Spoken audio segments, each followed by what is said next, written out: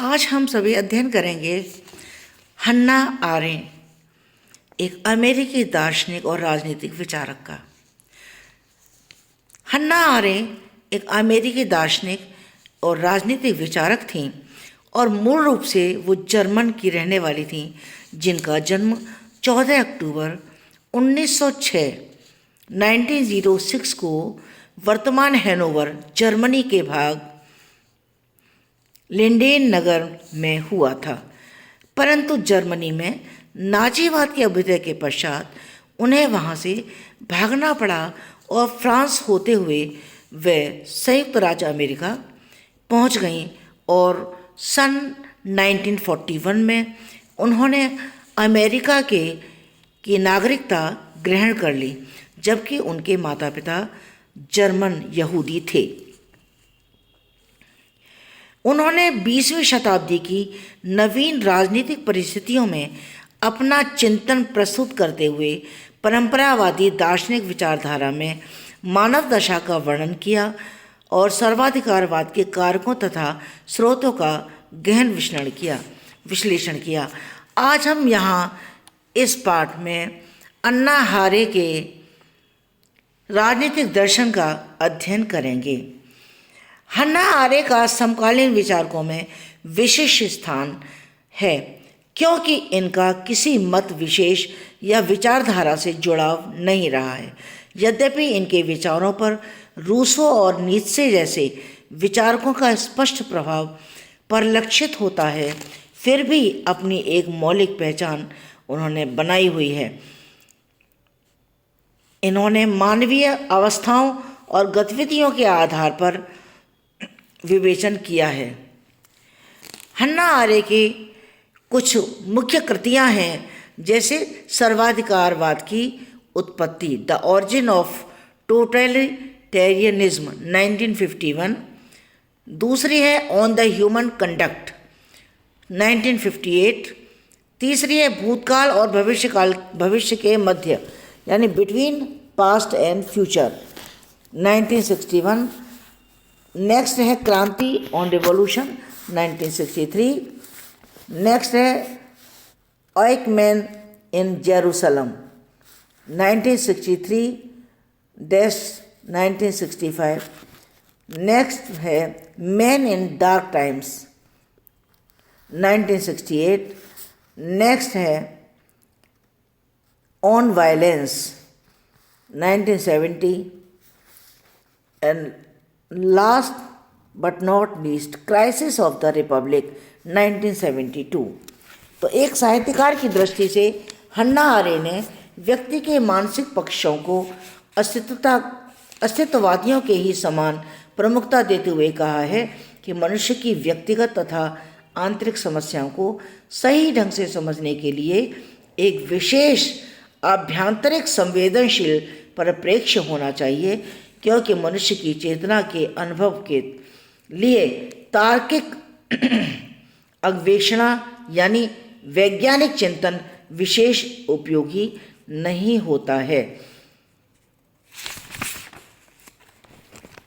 तो हारे के भावना को जानने के लिए अब हम उनके राजनीतिक दर्शन का अध्ययन करेंगे।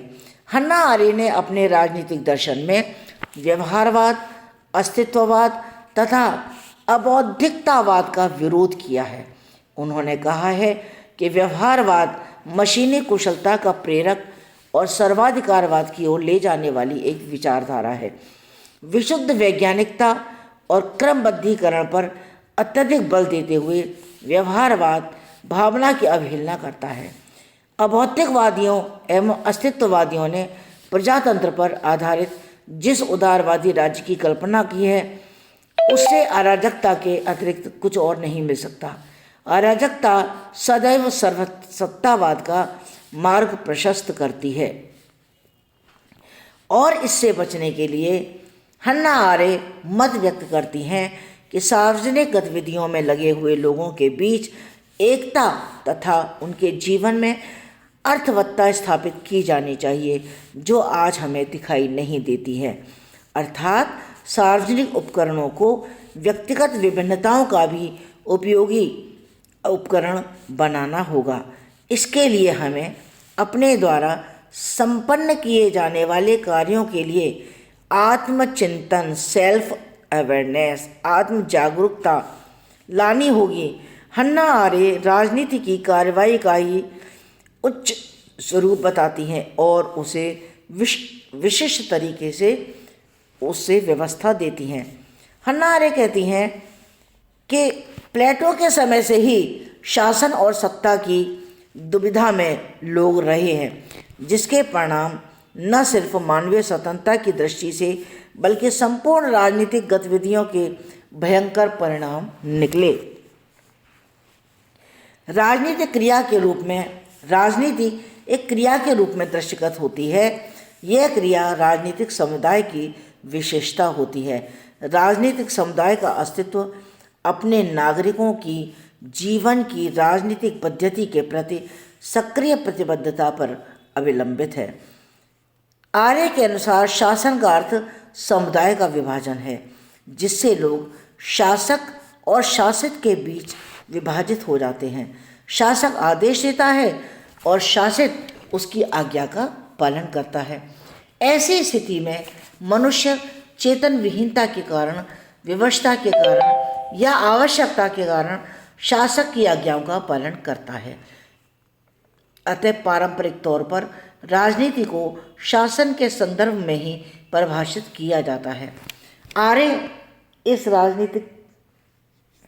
इसे राजनीति नहीं, राजनीति से पलायन मानती हैं, क्योंकि राजनीतिक कार्यवाही से जुड़ी गतिविधि है। आर्य की राजनीतिक विषयक अवधारणा सक्रिय नागरिकता, एक्टिव सिटीजनशिप, अर्थात राजनीतिक समुदाय के सभी प्रकरणों के विषय में नागरिक वचनबद्धता एवं सामूहिक विचार विमर्श की महत्ता और मूल्य पर अवलंबित है। आर्य ने राजनीति को सत्ता के संदर्भ में व्याख्या दी है, जिसका अर्थ है समकक्षों या समानों के बीच संबंध से, जिससे प्रत्येक मनुष्य की गतिविधि कार्यवाही से जुड़ी होती है। इसमें प्रत्येक व्यक्ति दूसरे से आशा करते हैं कि वे उसके लिए सहयोग करेंगे। उनके अनुसार यह व्यवस्था प्रतिनिधि शासन द्वारा संभव नहीं है। रूसो के समान उन्होंने भी प्रतिनिधि शासन की आलोचना की।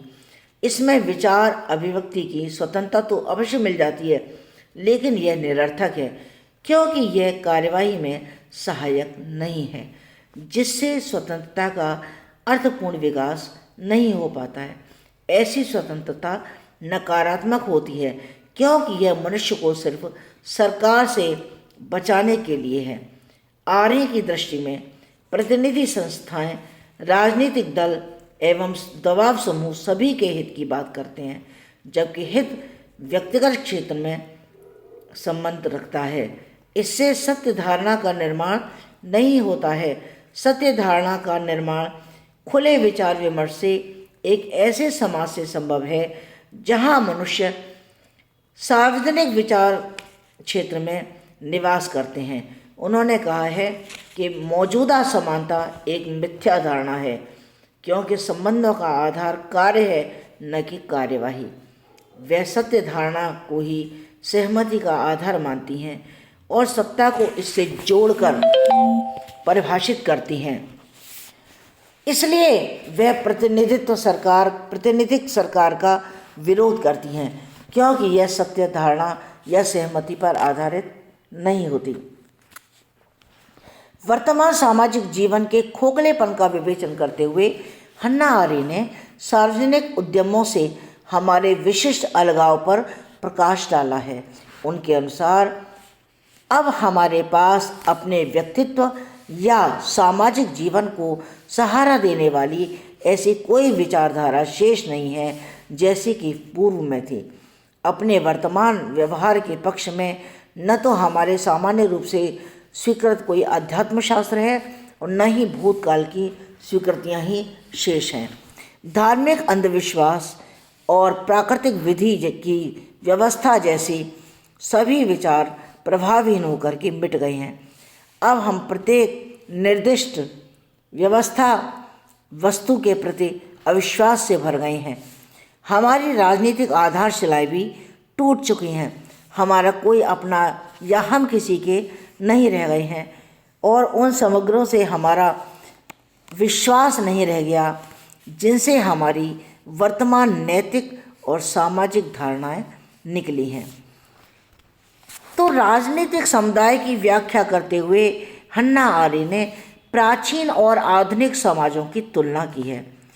उनके अनुसार प्राचीन यूनानी नगर राज्य में राजनीतिक जीवन की प्रधानता थी, परंतु आधुनिक युग में यह विशेषता लुप्त हो चुकी है, समाप्त हो चुकी है। यूनानी नगर राज्य में व्यक्ति सामूहिक आदर्शों से प्रेरित होकर के समुदाय की सेवा में बढ़ चढ़ कर के हिस्सा लेने के लिए हमेशा तत्पर रहा करते थे। नगर राज्य की सफलता का रहस्य यह था कि वहाँ सत्ता सहभाग मूलक लोकतांत्रिक संस्थाओं यानी पार्टिसिपेटरी डेमोक्रेटिक इंस्टीट्यूशन में निहित थी, परंतु पारिवारिक और आर्थिक मामलों में निजी क्षेत्र को राजनीतिक या सार्वजनिक क्षेत्र से अलग रखा जाता था, जबकि आधुनिक समाजों में राजनीतिक और पारिवारिक आर्थिक क्षेत्रों के बीच की सीमा रेखा मिट गई थी और राजनीतिक कार्यवाही आर्थिक प्रशासन में बदल गई थी। तो इस तरह से हन्ना के जो राजनीतिक विचार हैं, उन्होंने ऐसी परिस्थिति में एक जनपुंज समाज मास सोसाइटी को जन्म दिया है जिसमें संपूर्ण चिंतन मात्र उत्पादन तथा उपभोग की समस्याओं से ही उलझ करके रह गया है और विचारों की स्वतंत्रता कहीं लुप्त हो गई है। तो इस तरह से ये हन्ना आरेंट के राजनीतिक विचार थे। हन्ना आरेंट कभी भी अपने आप को दार्शनिक कहलाना पसंद नहीं करती थी, वो अपने आप को राजनीतिक सिद्धांतकार ही बताती थी। इस बात का अंदाज़ा हम उनके इस कथन से लगा लेते हैं कि मैं उन लोगों के लिए नहीं लिखती जो पढ़ते हैं, मैं खुद के लिए लिखती हूँ। यानी वो बिना किसी बाधा या पूर्वाग्रह के सोचती हैं। तो यहाँ पर हम अपनी इस अध्याय को समाप्त करते हैं और अगले अध्याय में हम हन्ना आरेंट के स्वतंत्रता संबंधी विचारों का अध्ययन करेंगे।